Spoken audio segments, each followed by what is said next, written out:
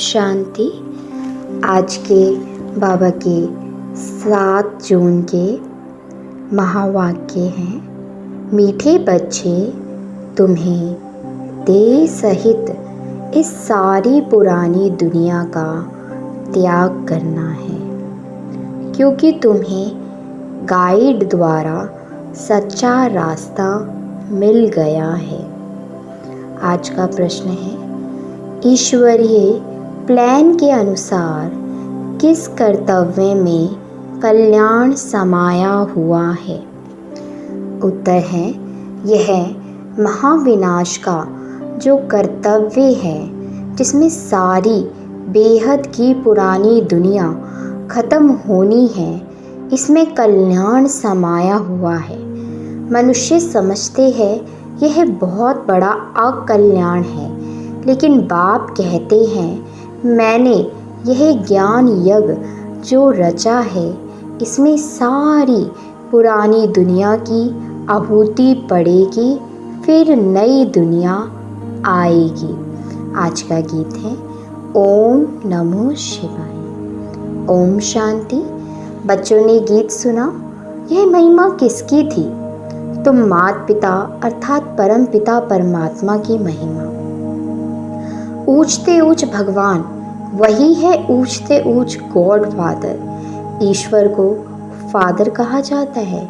किसका फादर? सारी मनुष्य सृष्टि का फादर। वह है बेहद का बाप। जब उनको बाप कहा जाता है तो रचयिता भी है, मनुष्य सृष्टि का रचयिता है। वास्तव में सभी मनुष्य मात्र के 2 बाप हैं, एक लौकिक, दूसरा पारलौकिक हुआ।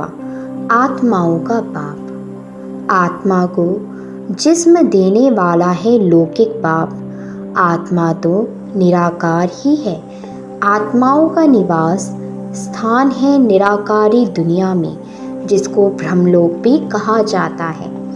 यहाँ सभी आत्माओं को यह शरीर मिला हुआ है पाठ बजाने, ड्रामा के राज को भी अच्छी रीति समझना है। तुम जानते हो कि गॉड फादर की महिमा सबसे न्यारी है। गाते भी है, ओ गॉड फादर मनुष्य सृष्टि का बीज रूप है। यह है उल्टा झाड़, बीज बाप ऊपर में है। जब कहते हैं ओ गॉड फादर तो ऊपर में नज़र जाती है। सभी आत्माओं का फादर एक परम पिता परमात्मा है। उनकी महिमा है सभी से ऊंची, परंतु मनुष्य बिल्कुल नहीं जानते हैं। सभी आत्माओं का फादर वह निराकार बाप और फिर साकार बाप प्रजापति ब्रह्मा, जिसको आदि देव महावीर एडम भी कहते हैं, जिस द्वारा निराकार परम पिता परमात्मा मनुष्य सृष्टि रचते हैं। फादर को तो कभी बेअंत नहीं कहा जा सकता। जैसे लौकिक फादर रचना रचते हैं, स्त्री को एडॉप्ट कर फिर उनसे बच्चे पैदा करते हैं, तो उसको फादर कहा जाता है। फादर को कभी सर्वव्यापी व बेअंत नहीं कहेंगे। बाप से ही बच्चों को वर्षा मिलता है, तो निराकार परम पिता परमात्मा है सभी आत्माओं का बेहद का बाप। यह समझना है, God is one, father is one. अभी आत्मा अपने फादर को भूल गई है। फादर को भूलने कारण सभी मनुष्य मात्र आर्फन बन गए हैं। फादर को ना जानने कारण भविष्यत को यानी रचना को अर्थात भाई बहन को याद करते रहते हैं। फादर को भूल आपस में ही लड़ते झगड़ते रहते हैं। निर्धन के बन पड़े हैं। वर्षा मिलना ही है उस बाप से। ब्रह्मा विष्णु शंकर भी उनकी रचना है। ब्रह्मा विष्णु शंकर है सूक्ष्म वतनवासी। सूक्ष्म वतन के ऊपर है मूल वतन, जहाँ परम पिता परमात्मा रहते हैं। हम आत्मा भी वहाँ की रहवासी हैं। आत्मा कहेगी वह है स्वीट गॉड, फादरली होम, निराकारी दुनिया। इस वतन को जानना है। 3 लोग कहते हैं, मूल वतन, सूक्ष्म वतन, स्थूल वतन। ऊंचते ऊंच है बाप, करन करावन हार, क्रिएटर, डायरेक्टर, परम पिता परमात्मा है। पहले ब्रह्मा विष्णु शंकर को क्रिएटर कहते हैं। फिर ब्रह्मा द्वारा ब्रह्मा मुख वंशावली, ब्रह्मा कुमार कुमारियों को एडॉप्ट करते हैं। दिलवाड़ा मंदिर में भी आदि देव दिखाया है, नीचे तपस्या कर रहे हैं। तुम्हारा ही यादगार खड़ा है, जिन्होंने भारत को पतित से पावन बनाया है, उन्हों का यादगार खड़ा है। सभी सजनियों का साजन एक ही है बरोबर। मंदिर में जगत अम्बा जगत पिता बैठे हैं, राजयोग की तपस्या कर रहे हैं। भगवानुवाच, मैं ब्रह्मा तन द्वारा बैठ तुमको राजयोग सिखलाता हूँ। जगत अम्बा भी है, प्रजापति ब्रह्मा भी है, और ब्रह्मा कुमार कुमारियाँ भी हैं, अधर कुमारियाँ भी हैं। मंदिर वाले खुद नहीं जानते कि कुमारियाँ कौन, अधर कुमारियाँ कौन है। ज़रूर जगत अम्बा जगत पिता के बच्चे होंगे। उन सबको बैठ राजयोग सिखलाते हैं।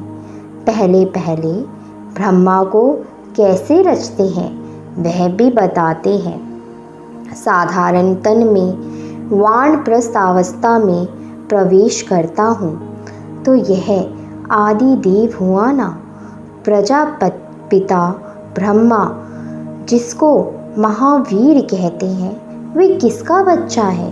बाप बैठ समझाते हैं कि मैं इस ब्रह्मा तन में प्रवेश करता हूँ, मेरा नाम है शिव। ऐसे नहीं, बाबा आते ही नहीं है, गाया हुआ है, यदा यदा ही धर्म से गाया हुआ है।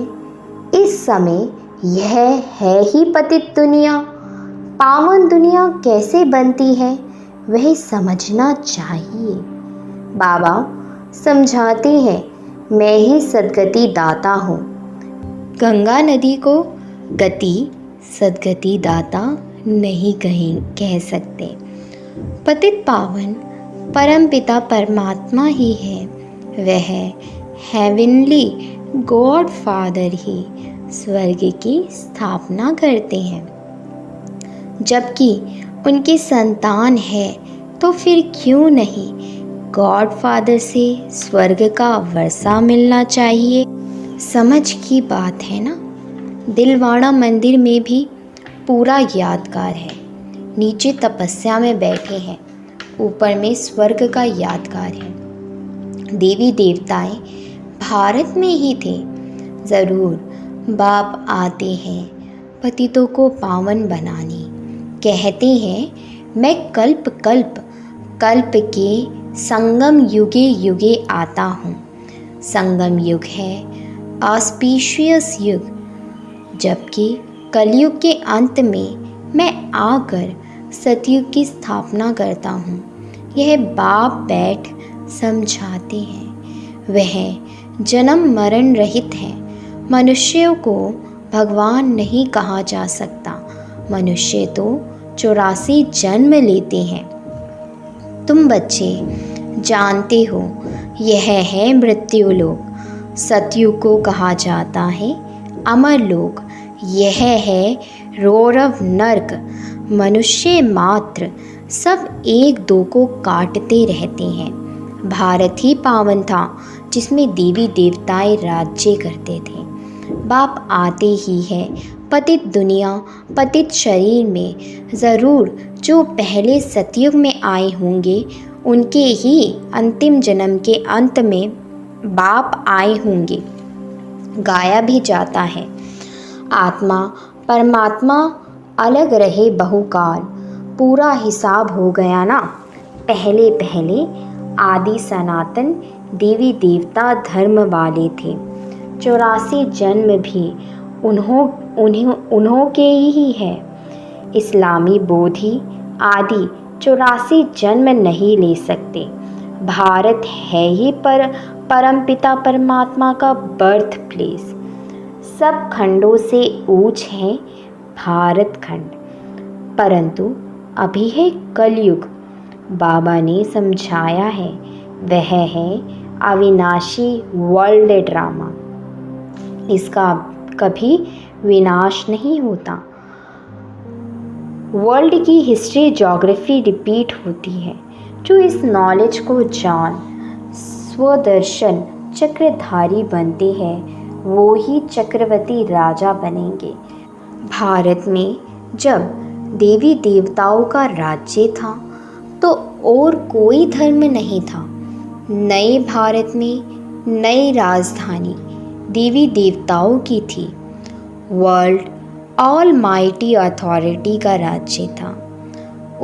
उन पर कोई जीत पा न सके।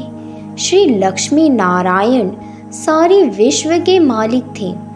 उन्हों को विश्व का मालिक बनाने वाला ज़रूर विश्व का रचयिता ही होगा। वह है परम पिता परमात्मा, गॉड फादर। इस समय देवी देवताओं का नाम निशान नहीं है। देवी देवताओं के सिर्फ चित्र हैं, परंतु उनके ऑक्यूपेशन को कोई भी जानते नहीं। इस समय गवर्नमेंट में भी कोई ताकत नहीं रही है। अपने धर्म का पता नहीं है, कहा जाता है रिलीजन इज माइट। रिलीजन स्थापन करने वाला है बाप। उनको ही सर्वशक्तिमान कहा जाता है। तो गॉड फादर फादर भी है। फिर उनको नॉलेजफुल कहा जाता है तो टीचर भी है। और फिर उनको पतित पावन कहा जाता है तो सतगुरु भी है। उनका कोई फादर नहीं है, वह है सुप्रीम फादर, सुप्रीम टीचर, क्योंकि नॉलेजफुल है। और कोई भी मनुष्य ड्रामा के आदि मध्य अंत की नॉलेज को नहीं जानती। सद्गति दाता भी सबका वह एक है। उनका कोई गुरु नहीं, वही बेहद का बाप, बेहद का टीचर और बेहद का सद्गुरु है। बाप समझाते हैं भारत अब कंगाल पतित है। पतित बनाती है माया रावण। अभी भारत असुरी राजस्थान है। सतयुग में दैवी राजस्थान था, जिसको स्वर्ग हेवन कहा जाता है। भारत ही ऊंच से ऊंच अविनाशी खंड है। अविनाशी बाप का यह बर्थ प्लेस है। भारत खंड कभी विनाश को नहीं पाएगा और सब खत्म हो जाएगा। तो बाप का भी इस ड्रामा में पार्ट है, जो इस पतित सृष्टि को पावन बनाकर आदि सनातन धर्म की स्थापना करते हैं। शंकर द्वारा अनेक धर्मों का विनाश।